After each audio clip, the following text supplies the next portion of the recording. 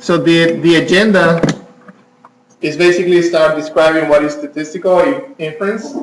Then we will talk about random sampling and describe some important statistics and sampling distributions.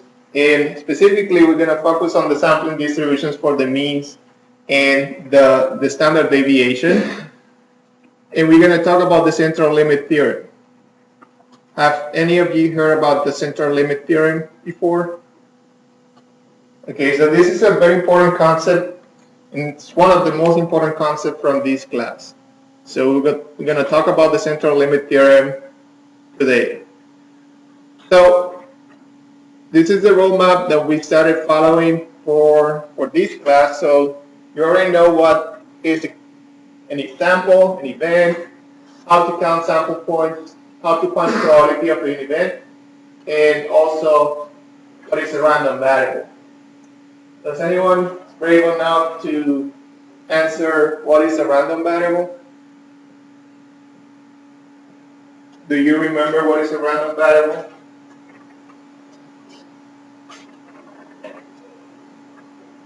Okay, we're gonna review that concept in a second.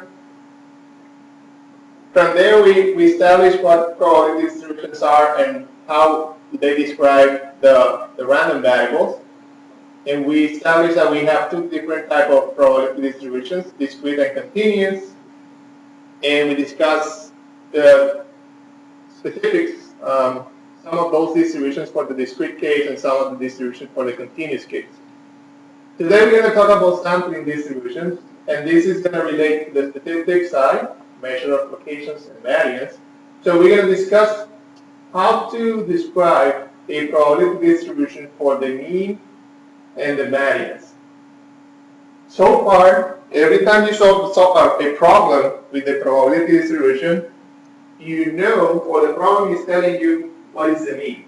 So the problem is telling you this follows a normal distribution with mean x and standard deviation 1, or the exponential distribution with mean 3 and you don't need any other problem, or a uniform distribution with these parameters. Those parameters, most of the time, you need to estimate them. Okay, so far we have been given those values, but in reality, you need to find those numbers. Okay, so sampling distributions, basically, what they're going to do is you're going to use these distributions to try to estimate those parameters for your distributions. And again, this is going to tie to probability distributions and measures of location. So we're going to find some probability distributions for the measure of location for your data. So what are the learning objectives? Explain the general concepts of estimating the parameters of a population or a probability distribution, and explain the important role of the normal distribution as a sampling distribution. And finally, and the most important one, is to understand the central limit theorem. Okay, so the concept of a random variable. You remember this slide? This is coming from lecture 5 from this course. A random variable is a function that associates a real number with each element in the sample space. So you remember the sample space? Let's think about the example in which you're throwing a die and you have a number every time you throw a die. If you were to list the outcomes for this sample space, you know you're going to have values from 1 to 6. But you can also establish a random variable that is going to tell you basically, for example, how many times you get a odd number or a pair number. Okay, so a random number or a random variable is a function that associates a real number with each element of the sample space.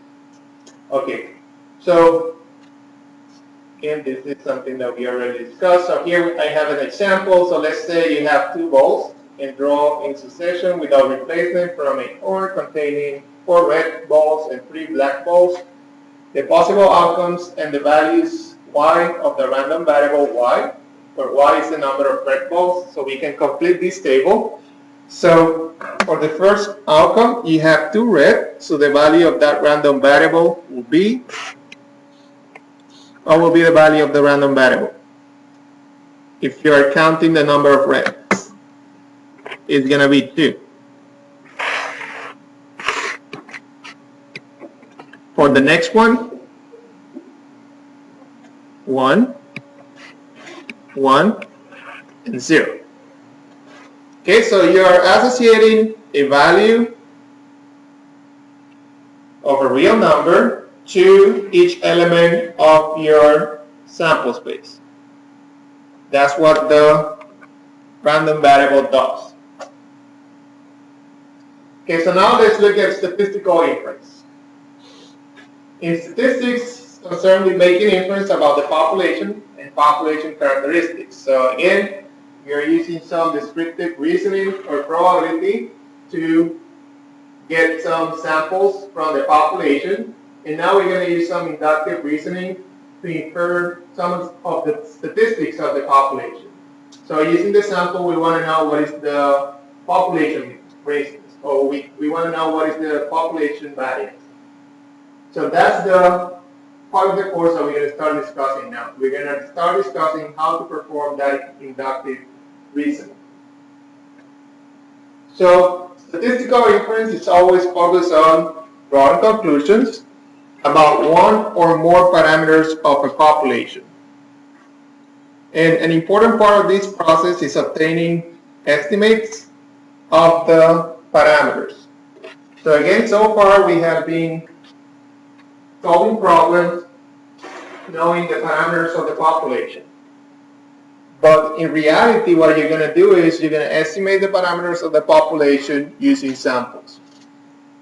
Suppose that we want to obtain a point estimate of a population parameter. Okay, so let's say we have the 35,000 students here in Texas State University, and we want to perform an experiment, but we cannot ask every student, so we're going to select a population.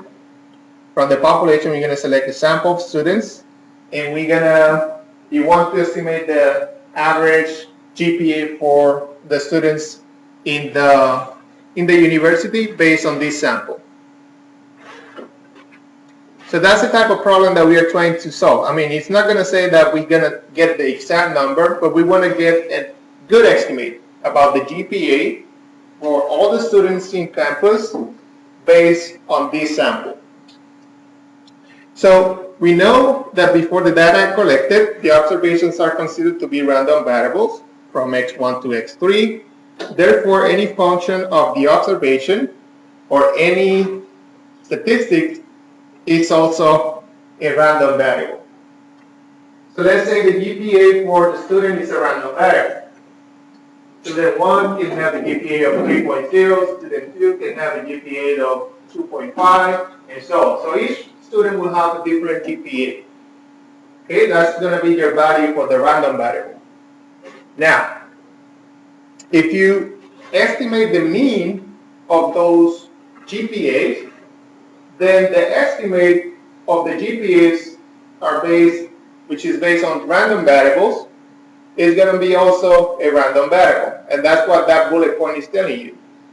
Therefore, any function of the observation or any statistic that you compute based on random variables is also going to be a random variable.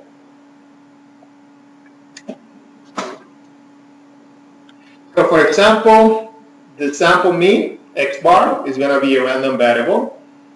The sample variance are statistics, and they are also random variables. And what I have been learning in this class is that for random variables, you can determine or fit a probability distribution. So for some random variables, you were able to fit an exponential, or the normal, the uniform, the binomial, and so on. So since the statistic is also a random variable, it has a probability distribution. Okay, so the mean of the random variables will also have a probability distribution. The variance of computed using these random variables will also have a probability distribution. We call the probability distribution of a statistic a sampling distribution. Okay, so this is the topic that we are covering in this lecture, sampling distributions. Okay, but in order to get to that point, you have to go through the whole map. So you know what random variables are, you know how to compute the mean, you know how to compute the sample variance. Now we are saying we're going to compute the random, we're going to compute the mean, we're going to compute the variance of these random variables. These means or these statistics are also random variables, and they're going to have a probability distributions that we're going to call sampling distributions.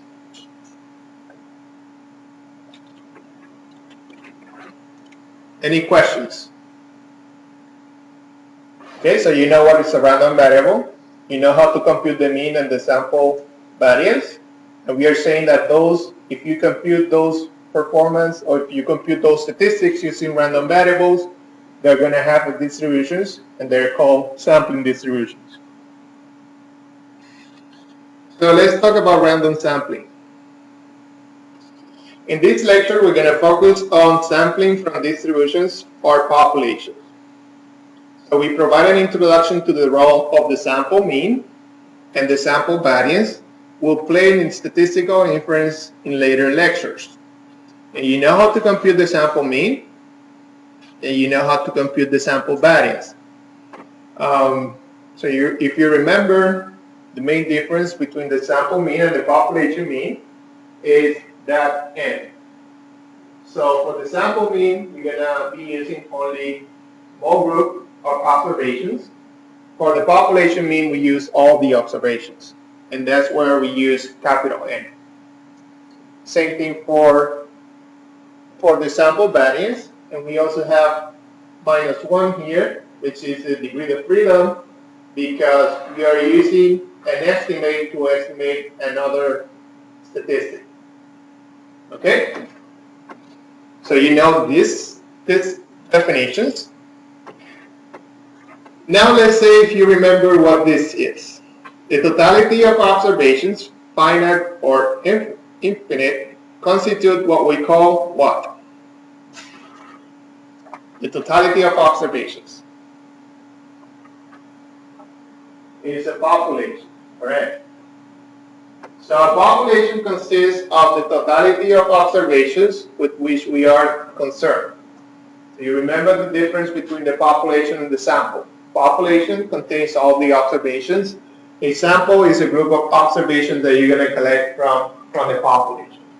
Okay, so if you have 100, that's your population. You select a group of 10, that's your sample. Okay, so the population consists of the totality of the observations with which we are concerned. So for example, if there are 600 students in the school whom we classify according to blood type, we say that we have a population of size 600, which includes all the students. Each observation in a population is a value of a random variable. Okay, so the example of the GPA, each student is going to have a different GPA. That is going to be your random variable value, the GPA of the student. Another example, if one is inspecting items coming off an assembly line for defects, then each observation in the population may be a value of 0 or 1 of the Bernoulli random variable x with the probability distribution following the binomial. So if you classify as defective or non-defective, you can use a 0 or 1 to describe a defective or non-defective, and then you can say that that random variable follows a binomial distribution, where 0 indicates a non-defective item and 1 indicates a defective item.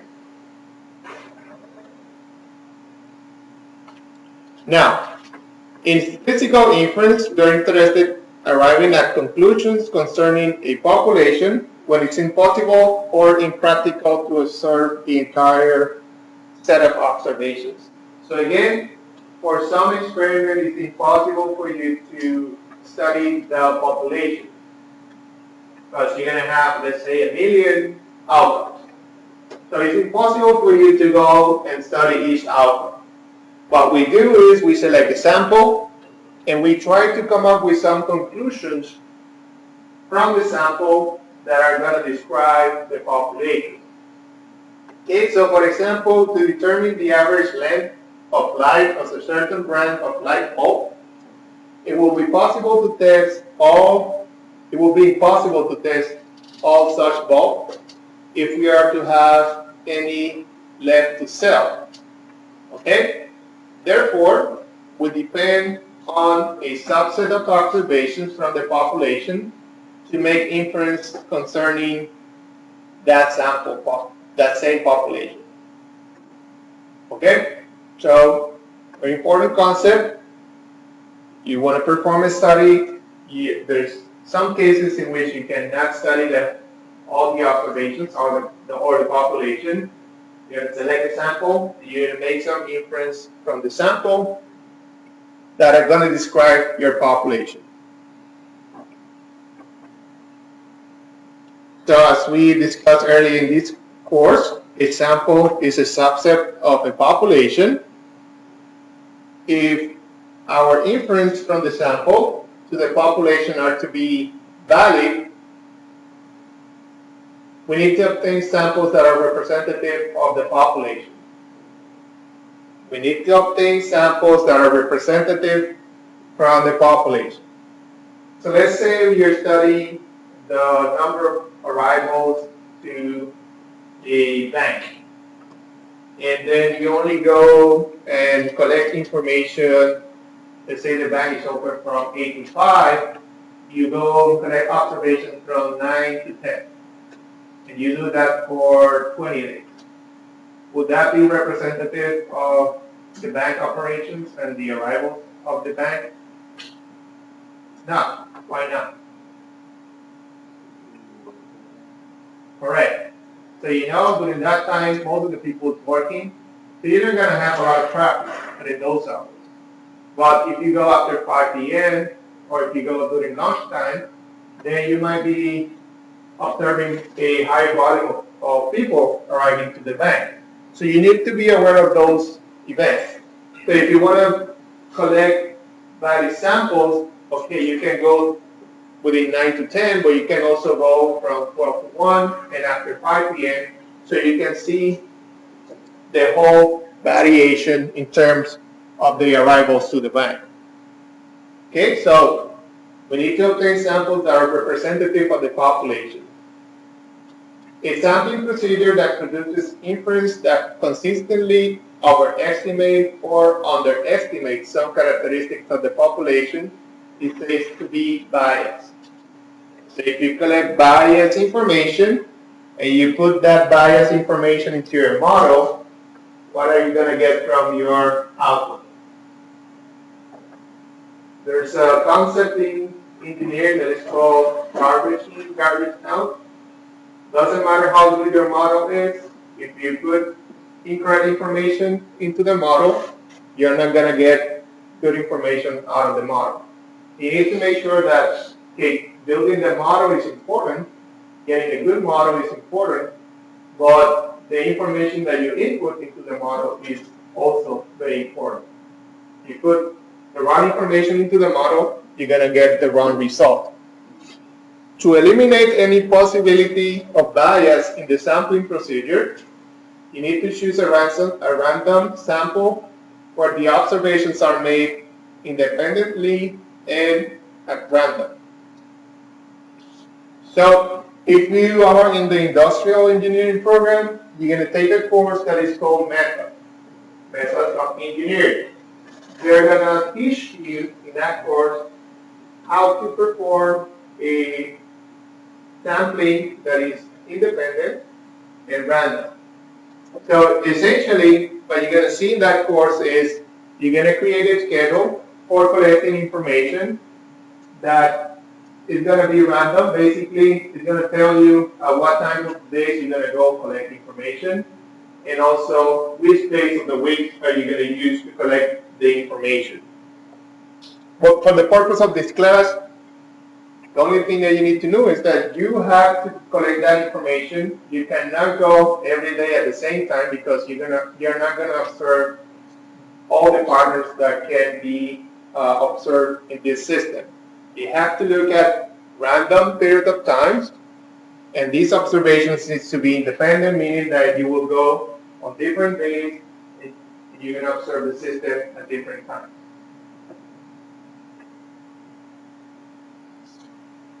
Here we have the definition. So if we have our random variables from x1 to xn to be independent random variables, each having the same probability distribution, define x1 to xn to be a random sample of size n, the population function or distribution, and we can write this joint probability distribution as the multiplication of the distributions of each random variable. So this is a definition that we already saw. This is basically saying that if those random variables are independent, then you can multiply the random variables probabilities and you will get the joint probability distribution. And that's under the assumption of independence. Okay, so now let's look at some important statistics. Do you have any idea what statistics are important? Or what is a statistic? Statistic can be the mean, variance, and we're gonna study those statistics because we can come up with some probability distributions for those statistics. Okay, so our main purpose in selecting random samples is to draw information about the unknown population. So we are getting information from the population. We don't know what type of distribution these random variables are following. But again, we want to be able to predict the behavior of these populations. So we're going to collect some samples. We're going to fit the distributions, and we're going to see how good our models are. Okay, so suppose that we wish to arrive at a conclusion concerning the proportion of coffee drinkers in the United States who prefer a certain brand of coffee.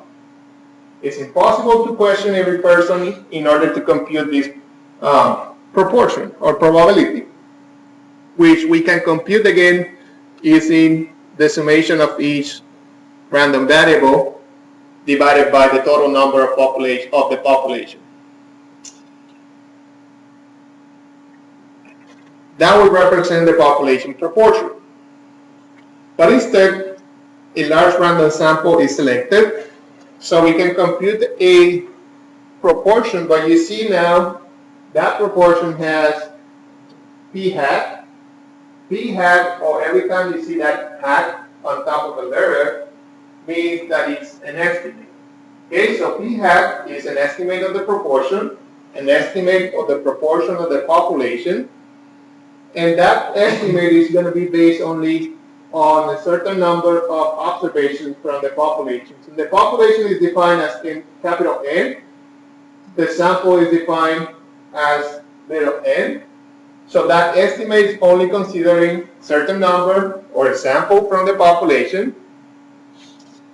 And we are going to compute that proportion based on that sample. Now, p hat is now used to make an inference concerning the true proportion of the population. Okay, so we cannot study all the observations from the population. We select a sample, we compute an estimate of the proportion. That estimate, you use p hat to denote that estimate. Any questions so far? Okay, so we're going back and forward, studying population sampling, population samples, and so on. But you need to understand what is the goal. So we cannot study all the population. We're going to select a sample, and we're going to make some inference based on the sample. Many random samples are possible from the same population. So if I'm looking at the 35,000 students from the school, and I'm studying the GPA, you know, if I select a group from engineering, the GPA is going to be different than if I select a group from business, or if I select a group from healthcare professions. So in many random samples, we're going to have many different values for the estimate. We will expect p hat to vary somewhat from sample to sample, but p hat is a value of a random variable that we represent by p. Such a random variable is called a statistic. So a statistic is an estimate based on a sample that is coming from a population. In this case, proportion estimate is a statistic. So any function of random variables constituting a random sample is called a statistic. So you've been taking this course for 3 months already, and now you learn what is a statistic. The course is called Engineering Statistics. So if I ask you what is a statistic, now you should know. I cannot give you this definition at the beginning of the class because, as you can see, there's a lot of things that you need to know before understanding this. You need to understand what is the random variable, you need to understand what is the function, what is the probability distribution, and so on. Now that you understand those concepts, you can understand what a statistic is. Okay? Any questions? Okay, so in lecture 7, we introduced the two parameters, mean and sigma squared, which are the population mean and the population variance, which measure the center of location and the variability of a probability distribution. These are constant population parameters and are not influenced by the observations of a random sample. So if you have a population of n, let's say these are the students in the English School of Engineering. So this is your population. If you compute the mean GPA, say this is the mean GPA for the students, and this is 3.10, this is the population GPA, mean GPA. And that is not going to change because you are taking into account all the students in the English School of Engineering. And it doesn't matter if you collect a sample and the sample tells you GPA is 4.0. That doesn't change this because you are taking into account all the observations. Okay, so that's what that bullet is telling you. These values, mean and variance, are constant population parameters. They're not going to change if you study all the observations and are not influenced by the observations of a random sample. So again, if you take a sample from here, you say n equals 10, and the GPA equals, for those 10 students, equal 3.05, then this value is not going to influence this. And if you want to describe that value, then you're going to have to use X bar. Because this is statistic, it's coming from the sample. And that's the sample average. Okay? So now we define some important statistics that describe the corresponding measures of a random sample. The most commonly used statistics for measuring the center of a set of data are the mean, the median, and the mode. So you already know how to compute the mean and the median. I'm going to explain you how to compute the mode. So let's say we have n random variables. The sample mean, again, is just the summation of the values of the random variables divided by the size of the sample. Excuse me. In the sample median, you're going to compute the sample median based on your sample. If it is odd, then you use this. If it is even, you use this. Now, the sample mode is the value of the sample that occurs most often. So let's say you have, from this same example, you have 5 students.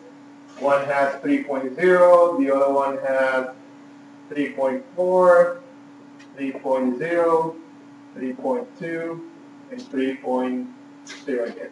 So you have 5 students. From this sample, the value of the sample that occurs most often, which one? Which is going to be the value that is repeated most often? 3.0, right? So 3.0 is going to be your fault. From this example. In this example, we have these numbers. Suppose that the data set consists of the following observations. So if you were to select the mode from here, what would be the value? Correct, 0.43. Any questions? Okay, so we know how to compute the mean, the median, and the mode. Now, variability, we know how to compute the sample variance, the sample standard deviation, and I don't know, the sample range basically is the maximum value of your random variable minus the minimum value of your random variable. So, for example, to compute the sample variance, comparison of 4 coffee prices at 4 randomly selected grocery stores in San Diego shows an increase from previous month of 12, 15, 17, and 20 cents for a pound bag. If you were to find the variance of this random sample of price increases, then you know that you need to use this formula. And I'm always showing you how to compute this because for some reason students struggle computing the sample variance. So again, you compute the sample mean and then compute the sample variance by looking at the difference between each observation minus the sample mean squared. You add those and divide that by n minus 1. And that should be 34 over 3. Okay, so to compute the sample variance, you use S squared. And if you were to get the sample standard deviation, then you look at the square root of that number. Any questions?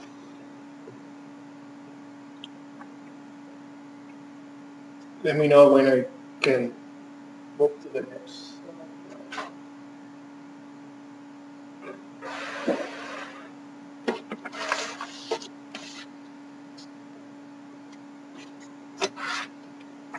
Okay, so after this, we're going to discuss what are sampling distributions. Okay, so I'll go to the next one. So sampling distributions. So again, the field of statistical inference is concerned with generalizations and predictions. So we study the population, but most of the time we are not able to look at the whole set of observations. So we select a sample and we want to make some conclusions based on that sample. We want to make some generalizations. And we also want to make some predictions. So let's say you're working for a Walmart and you're in charge of expanding the warehouse of one of their locations. So if you're assigned with this task, you know that you have different type of products, right? And for different type of products, you need different type of space and material handling, type of instruments, and so on. So what would you do to start planning for that expansion? So you just hire, this is what you need to do. You need to go and tell me how many square feet of space I'm going to need for next year.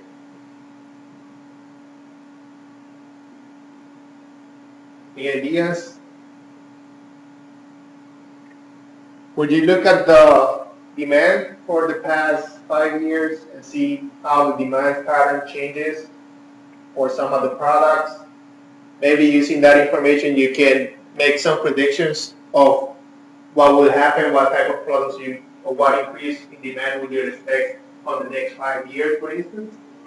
That's something that you can do. But in order to get to those predictions, you need to look at the historical data. You need to fit that data into a probability model, and then you're going to have a better estimate of what can happen in the future. So you can estimate the space that you're going to need and base your analysis on numbers, okay? Because that's what you're supposed to do as an engineer. You have to come up with some valid observations, some analysis, and some numbers that will show up your analysis. Okay, so the population being done, okay, this is, so we are interested in performing some generalizations and predictions. So for example, we might state that the average cost to build a residence in Charleston, South Carolina is between $330,000 and $335,000, based on estimates of 3 contractors selected at random from the 30 now building in this city. The population being sampled here is again finite, but very small. So statistics is a random variable that depends only on the observed sample and must have a probability distribution. So in this case, we are sampling only with 3 contractors, and we are coming up with some estimate based on that. Again, something that I can tell you, the smaller your sample, the worse are going to be your conclusions. So something that you're going to learn in this class is if you want to make some good predictions, the larger your sample, the better your analysis and conclusions. So the probability distribution of a statistic is called a sampling distribution. So for example, the probability distribution of X bar is called sampling distribution of the mean.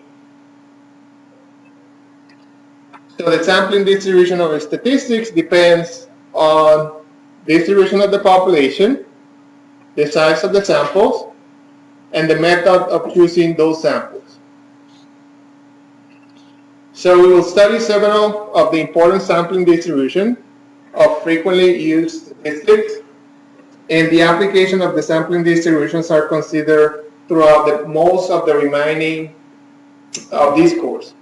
So you're going to be referring to this concept over and over again until the end of the course. The sampling distributions of the mean and the variance are the mechanisms from which we will be able to make inference on the parameters. So mu and sigma squared, which are the mean and the variance.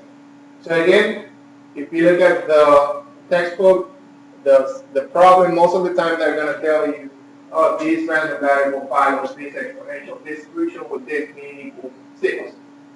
But if you go to reality, you need to find the values of the mean and the values of the sample, of the variance. And again, it becomes difficult when you have a very large sample, so you need to find the best way to estimate those parameters based on the sample. And that's what we're teaching you right now. Okay, so the sampling distribution of X bar with sample size n is the distribution that results when an experiment is conducted over and over, always with the same sample size, and many values of X bar result. This sampling distribution describes the variability of the sample average around the population mean. So let's think about, again, the same example of the GPA, and you have the GPA for the school or for Texas State University of 3.1. And then this is based on the 35,000 students. Okay, so that's not going to change, that's the mean. But you want to perform some sampling, and you're going to start noticing that you collect your first sample. Let's say this is X bar 1, this could be 2.5. And it's going to have some variability. And then you can have another sample here that says 3.5, X bar 2. And then you can have another sample that comes here, 3.0. So you're going to start sampling from your population, and you're going to get some sample mean. That's going to basically tell you the variability of the population. So sampling distributions. So we now want to find what is the distribution that these random variables x bar 1, 2, and 3 are following. Okay, so that's what we call a sampling distribution. So the sampling distribution describes the variability of the sample average around the population mean. The same principle applies in the case of the distribution of the variance. The sampling distribution produces information about the variability of these variance around the population variance in repeated experiments. Okay? So let's prove. So let's start with the sampling distribution of the mean and the central limit theorem. The first important sampling distribution to be considered is that of the mean. If you are sampling from a population with a known distribution, either finite or infinite, the sampling distribution of x bar is approximately normal with mean mu and variance sigma squared over n, provided that the sample size is large. So what you're saying is, you don't know the distribution, right? The sampling distribution of x bar. So if you want to determine what is the distribution of x bar, you want to know what is that distribution. What this is telling you is it is approximately normal with mean mu and variance sigma squared over n, provided that the sample size is large. And this is an amazing result in an immediate consequence of the following theorem, the central limit theorem. So if x bar is the mean of a random sample size, n, taken from a population with mean mu and finite variance sigma squared, then the limiting form of the distribution, standard normal, as n goes to infinite, is the standard normal distribution with mean 0 and standard deviation 1. So what you're saying is the distribution of the mean or the sample mean will tend to be normal, standard normal, with mean 0 and standard deviation 1. And I'm going to show you that with an example right here. So the normal approximation for x bar depends on the sample size n. And here I'm showing you with the figure, but let me show you this with Excel.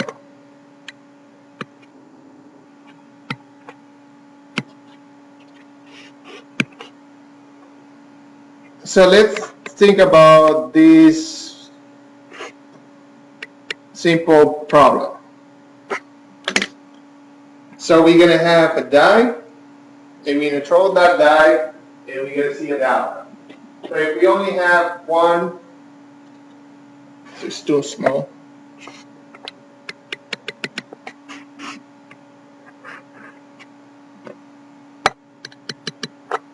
So on the first try, I throw the die, get a 1.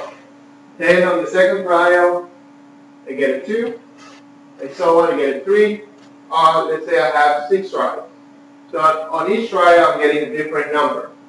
So if you base your trial only on one observation, the outcome is 1, what will be the average of this number? Same number, right? Same here. If you base your second trial only on one die, you get one outcome. What will be the average of that outcome? Same number. And so you can repeat this. And again, I'm listing these numbers, 6 trials. The probability then based on those observations, you're going to have the same probability of getting a 1, a 2, a 3, a 4, a 6, and so on. So the same probability, and this is how the graph is going to look like. For each outcome, you have the same probability.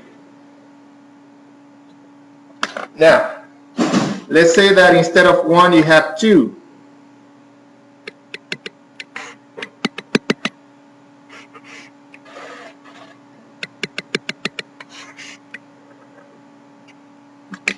So you're using 2 dice.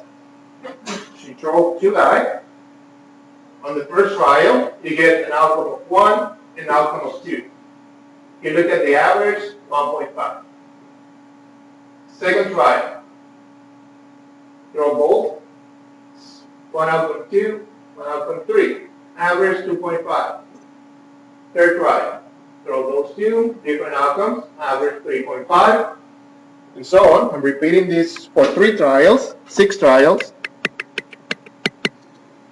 Let's look at so one trial I get to 6, the average is 6, 2 and 5, average 3.4, 1 and 4, average 2.5. If you look at the graph now,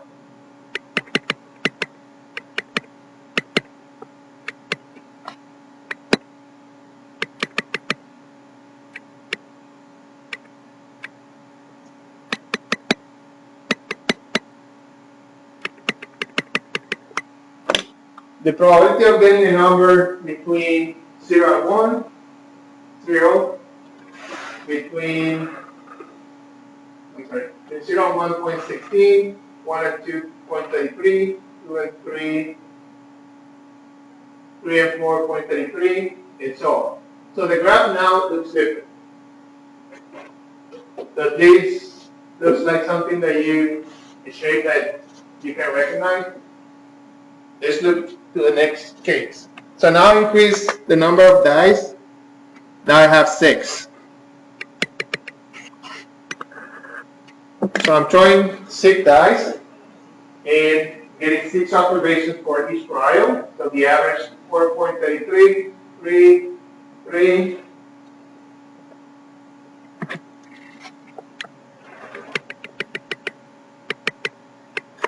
1.83, 3.83, and 3.5. If you look now at the distribution,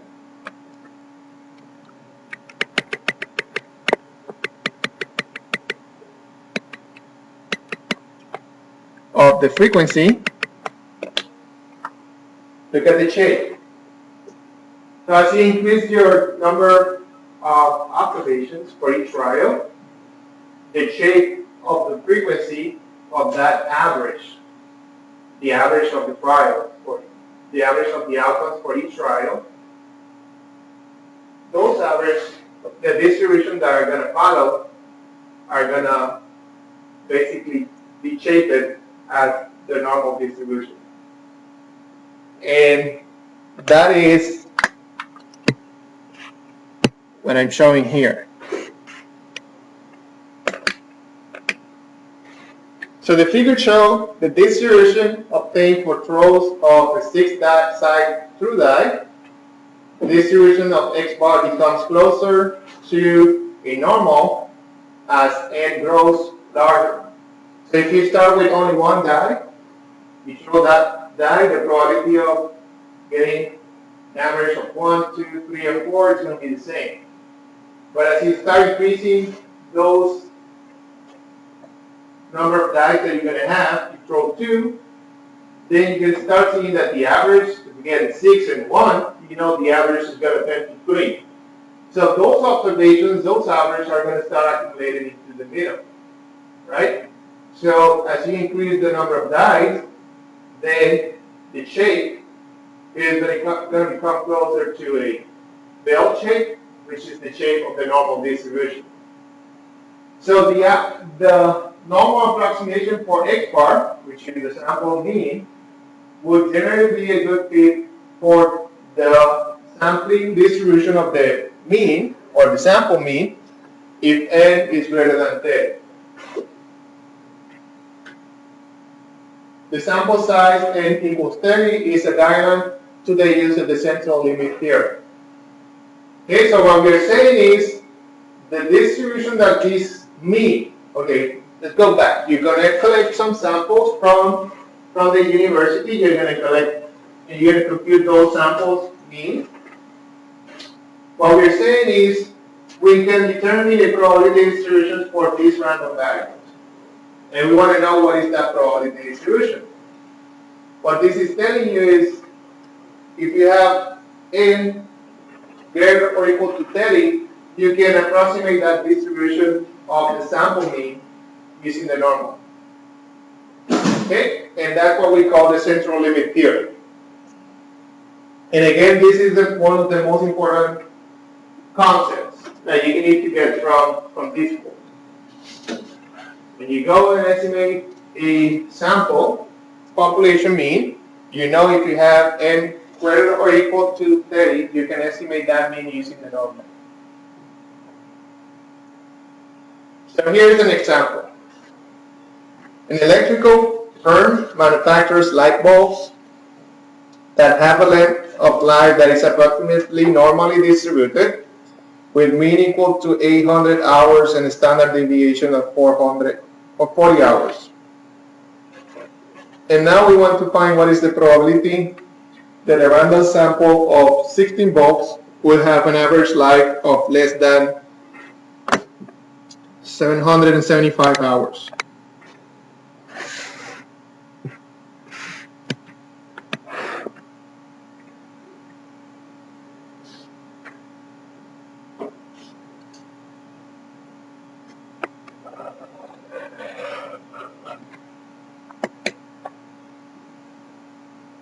Any ideas of what the distribution are you going to use?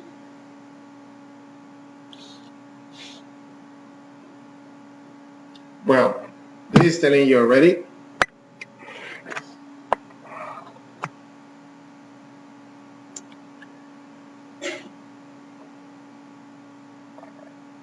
And we want to find the probability that a random sample of 16 bulbs will have an average life of less than 775 hours.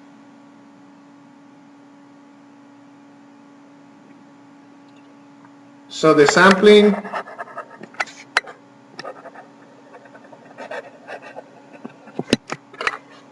distribution of X bar will be approximately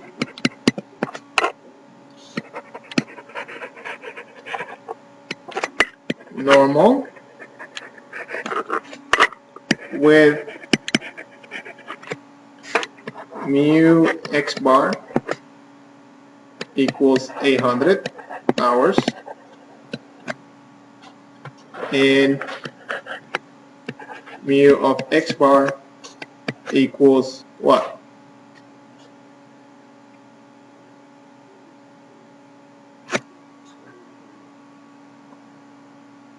Let's go back here.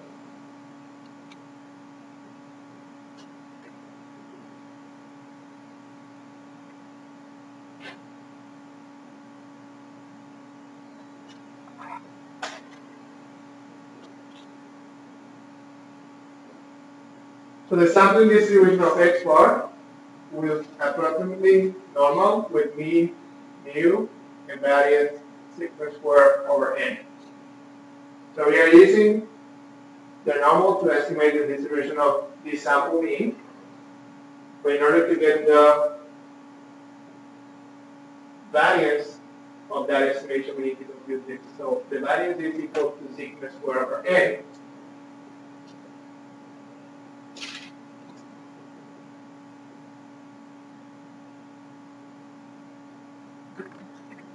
So this is going to be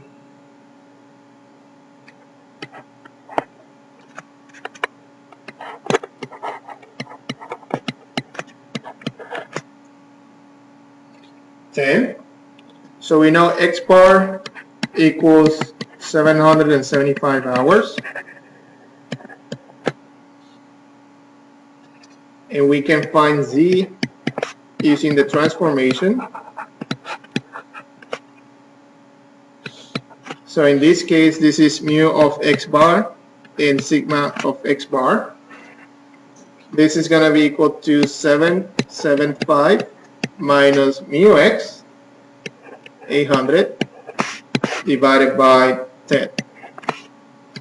And that value is minus 2.5.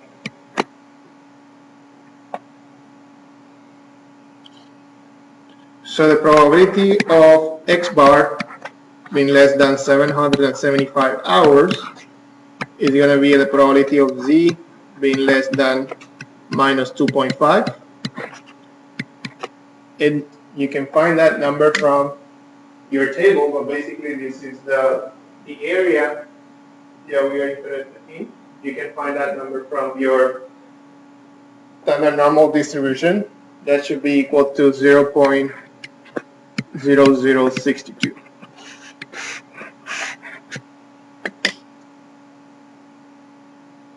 Yes, sir.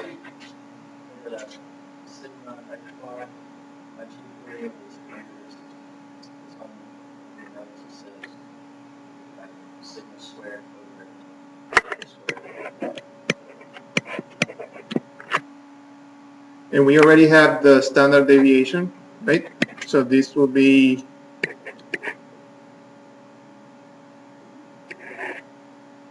so what we have already is, okay, we can do this. This is the variance, right? If you want to find the standard deviation, is the square root of sigma squared divided by this, right? So this is going to be sigma over the square root of n. And what we have here, these 40 hours, is sigma. So this is 40 over the square root of sigma.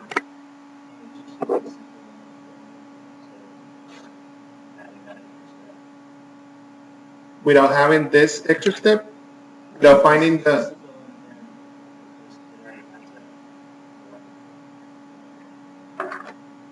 Say that again? Yeah, it does matter. Yeah, I want to clarify a question.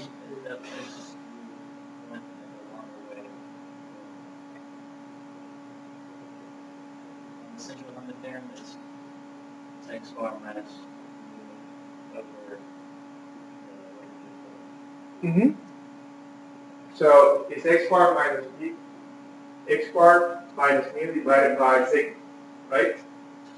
It's the same transformation of the standard norm. But the only thing that you need to be aware of is that the standard deviation for that sample mean right here is computed like this. Okay, so you need to make that extra step in order to get the standard deviation for the random variable. Yes, sir.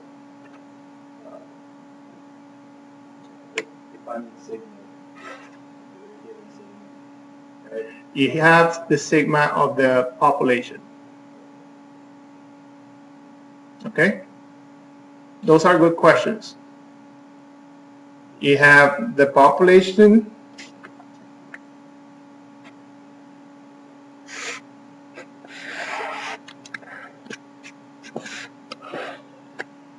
and now you have the mean and the standard deviation of your random variable, which are the length of life, right? Now the question is in terms of the average life. The question is not in terms of the random variable, but the question is in terms of the average life of the lifetime.